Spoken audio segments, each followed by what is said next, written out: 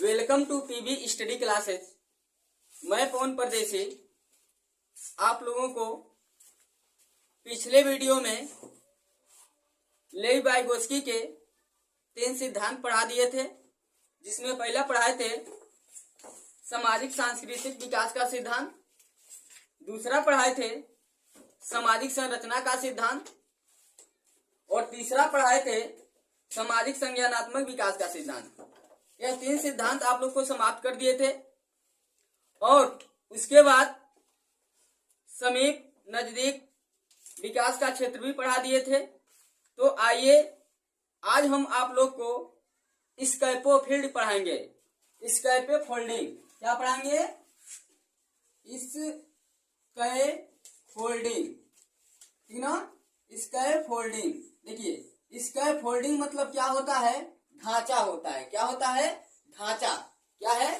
ढांचा निर्माण करना या पड़ाव या मचान, जैसे कोई भी चीज हम बनाते हैं तो एक ढांचा बनाते हैं, उसी को हम क्या कहते हैं?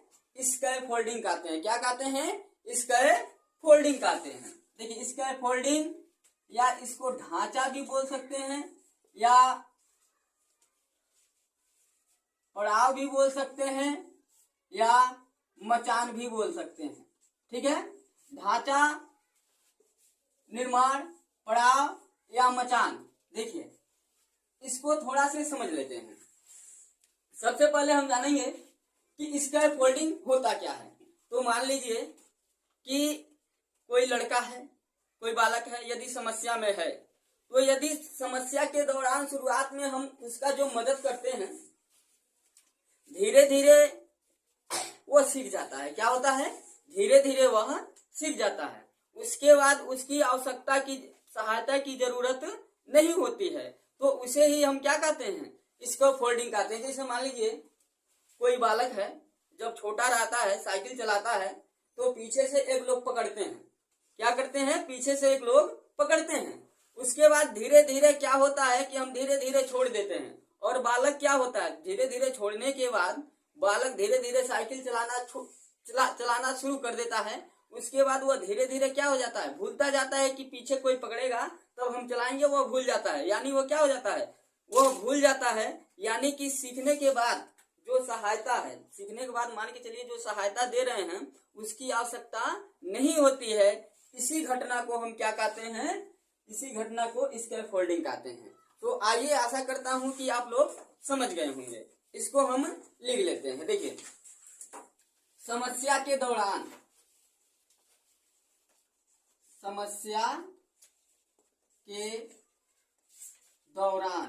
क्या है? समस्या के दौरान शुरुआत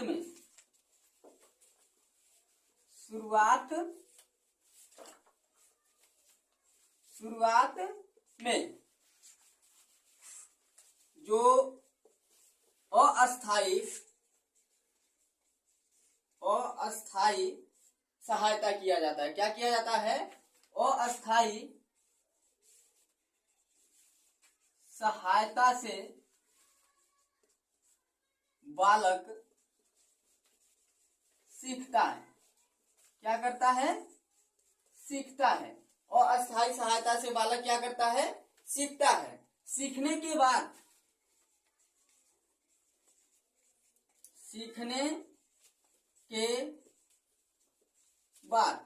ठीक ना?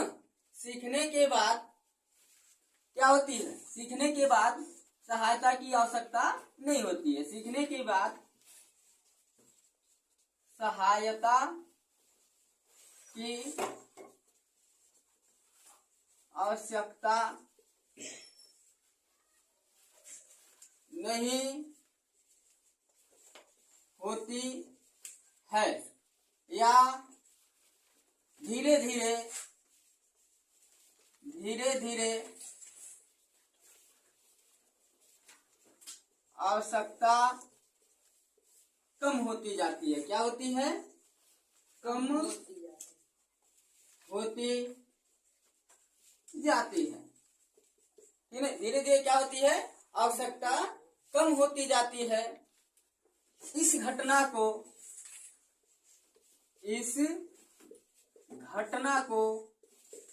क्या कहते हैं, स्कैफोल्डिंग कहते हैं, स्कैफोल्डिंग कहते हैं। क्या कहते हैं, स्कैफोल्डिंग कहते हैं। देखिए क्या है, समस्या के दौरान शुरुआत में जो अस्थायी सहायता से बालक सीखता है, उसके बाद सीखने के बाद सहायता की आवश्यकता नहीं होती है या धीरे धीरे आवश्यकता कम होती जाती है, इस घटना को हम क्या कहते हैं, स्कैफोल्डिंग कहते हैं। आशा करता हूं कि आप लोग इसको समझ गए होंगे। यानी कहने का मतलब यह है कि जब बालक समस्या में होता है, तो कोई भी इंसान समस्या में होता है, उसको जब अस्थायी सहायता दिया जाता है, सहायता से वह धीरे धीरे क्या हो जाता है, सीख लेता है। उसके बाद क्या होता है, धीरे धीरे सीखने के बाद उस आवश्यकता नहीं होती है, सहायता की आवश्यकता नहीं होती है, उसे ही हम क्या कहते हैं, स्कैफोल्डिंग कहते हैं। सब समझ में, आशा करता हूं कि आप लोग को समझ में आ गया होगा। आइए अब देखते हैं भाषा एवं विचार के सिद्धांत। अगला क्या देखेंगे, भाषा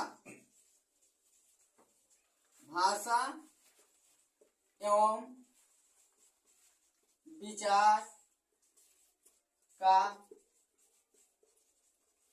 सिद्धांत। देखिए भाषा एवं विचार का सिद्धांत कहने का मतलब यह है कि इसमें ले वाइगोत्स्की और जीन पियाजे दोनों लोग एक दूसरे के विरोधी हैं। दोनों लोग क्या हैं, एक दूसरे के विरोधी हैं। वही जीन पियाजे कहते हैं कि पहले विचार की आवश्यकता है, लेकिन क्या कहते हैं, वाइगोत्स्की कहते हैं कि पहले भाषा की आवश्यकता है। देखिए आइए पहले इसको हम समझ लेते हैं। देखिए जो भाषा है, ठीक है ना, वह विचार से पहले, यह क्या कहते हैं, वाइगोत्स्की कहते हैं कि जो भाषा है वह विचार से पहले है। क्या है, भाषा विचार से पहले है। और वही जीन पियाजे क्या कहते हैं, विचार भाषा से पहले है। भाषा विचार से पहले। आइए इसको समझते हैं, इसका मतलब क्या हुआ। देखिए मान लीजिए कोई छोटा बालक है, जन्म शिशु एकदम बालक है, 2 साल का अभी नहीं हुआ है, तो यह बताइए 2 साल का जब नहीं हुआ है तो शुरुआत में वह विचार का प्रकट थोड़ी नहीं करता है, वह भाषा के प्रकट करता है। जब उसको भूख लगता है तो रोता है, रोना उसका भाषा है। वह जानता है जब हम रोएंगे तो मेरी माँ मुझको दूध पिलाएगी, या जब हम इस चीज के लिए रोएंगे तो वह चीज हमारी माँ हमको देगी। तो यानी कि वह क्या है, वह भाषा का प्रयोग कर रहा है, विचार का नहीं प्रयोग कर रहा है। विचार का प्रयोग कब करते हैं, मान लीजिए विचार का प्रयोग करना रहे, हमको वह चीज दे दी, यहाँ भाषा और विचार दोनों हुआ। हमको मान लीजिए कह दे गेंद दीजिए, भाषा और विकास दोनों हुआ कि नहीं हुआ। यदि हम क्या करते हैं, जो छोटा बच्चा रहता है, तो आप लोग देखे होंगे जब छोटा बच्चा है गेंद खेल रहा है, गेंद वही उसके पास रखा गया है और वो धीरे धीरे इधर उधर कर रहा है, और वही उसके पास से हटा दिया जाता है तो वह रोने लगता है। रोने लगता है कि नहीं रोने लगता है, रोने लगता है।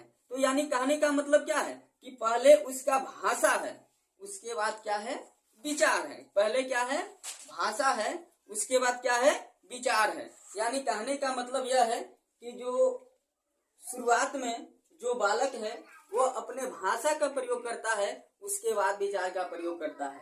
ये इसी का मतलब यह क्या है कि पहले क्या है, भाषा विचार से पहले है। आशा करता हूं कि आप लोग समझ गए होंगे। आइए अब इसको नोट कर लेते हैं, इसे मिटा देता हूं, उसके बाद नोट ऊपर से आप लोग को कराने जा रहा हूं। आइए इसको नोट किया जाता है कि क्या है, भाषा एवं विचार का सिद्धांत। इसमें वाइगोत्स्की ने बताया है कि भाषा क्या है, विचार से पहले है। तो आइए इसको देखा जाए। देखिए यह जो कहे हैं वाइगोत्स्की के अनुसार कि शुरुआत में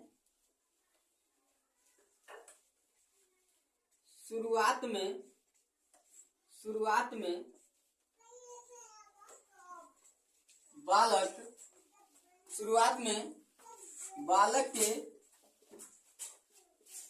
भाषा विचार पर हावी होता है। क्या बताए हैं, शुरुआत में बालक के भाषा विचार पर क्या होता है, हावी होता है, और बालक के भाषा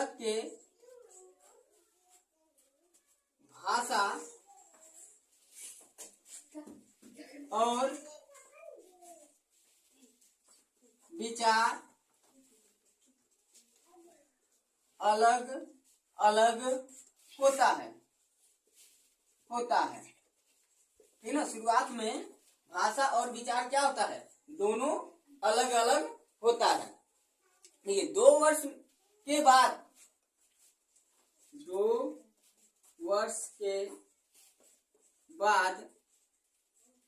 बालक में 2 वर्ष के बाद क्या है, बालक में विचार का उदय होता है।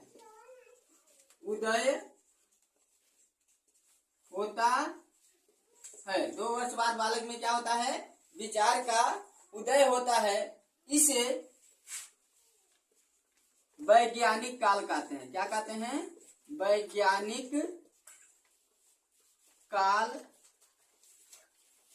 कहते हैं। क्या कहते हैं, वैज्ञानिक काल कहते हैं। देखिए क्या है, शुरुआत में बालक के भाषा विचार पर क्या होता है, हावी होता है, और बालक के भाषा और विचार अलग अलग होते हैं। 2 वर्ष बाद क्या होता है, बालक में विचार का उदय होता है। इसे ही क्या कहते हैं, वैज्ञानिक काल कहते हैं।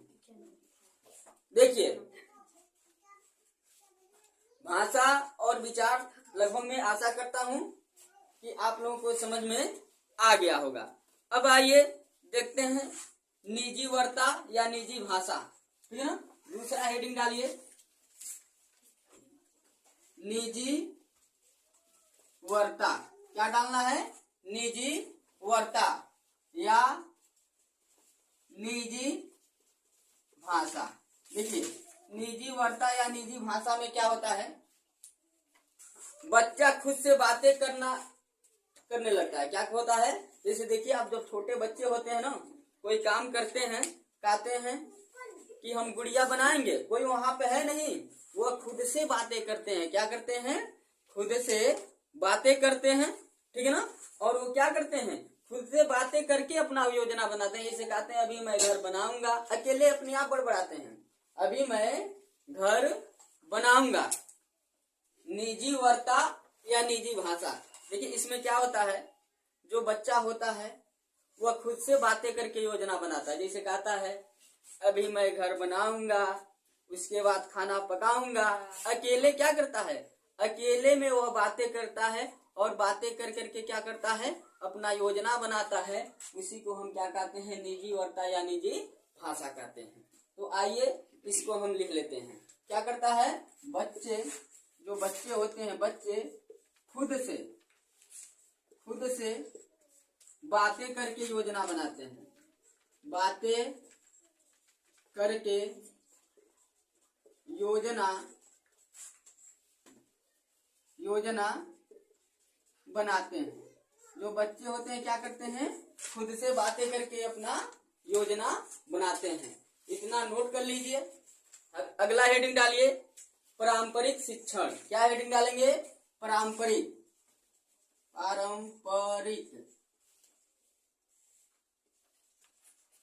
शिक्षण। आइए पहले इसको समझ लेते हैं। पारंपरिक शिक्षण में क्या होता है कि विद्यार्थी जो होता है एक दूसरे से ज्ञान आदान प्रदान करता है। क्या करता है, जो ज्ञान होता है ज्ञान का आदान प्रदान करता है, और उसके द्वारा वह सीख लेता है। जो विद्यार्थी होता है वो क्या करता है, एक दूसरे से ज्ञान को क्या करता है, आदान प्रदान करता है। जैसे मान के चलिए जो राम है वो मैथ में तेज है श्याम से, और श्याम क्या है, अंग्रेजी में तेज है राम से। तो राम ने उसको मैथ समझा दिया, श्याम ने उसको अंग्रेजी समझा दिया, यानी कि दोनों क्या कर दिए, एक दूसरे से सीख गए। तो इसमें क्या होता है, विद्यार्थी एक दूसरे से ज्ञान का क्या करते हैं, आदान प्रदान करते हैं। यही क्या कहलाता है, पारंपरिक शिक्षण कहलाता है। यानी कि बालक एक दूसरे से ज्ञान का आदान प्रदान करते हैं। क्या है? बालक एक दूसरे से क्या करते हैं? ज्ञान का आदान प्रदान करते हैं। जैसे राम ने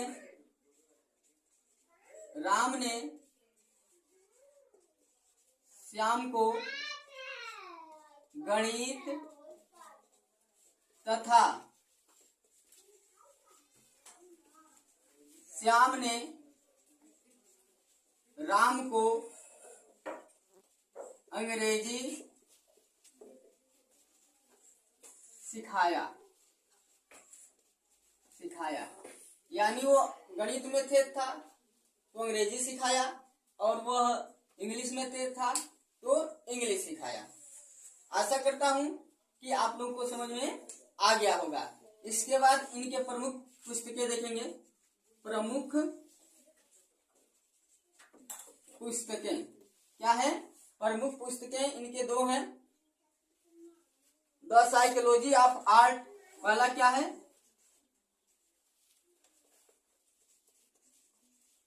द साइकोलॉजी ऑफ आर्ट क्या है? द साइकोलॉजी ऑफ आर्ट है। और दूसरा क्या है? जो इनका दूसरा है लैंग्वेज एंड थॉट। दूसरा है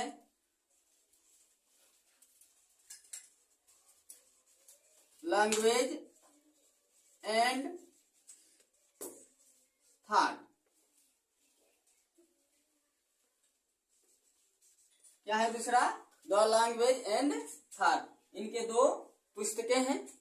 इसके साथ वाइगोस्की का सिद्धांत, उनके वाक्य, उनके प्रमुख पुस्तकें आज समाप्त हुआ। आप लोग हमारे साथ बने रहिए।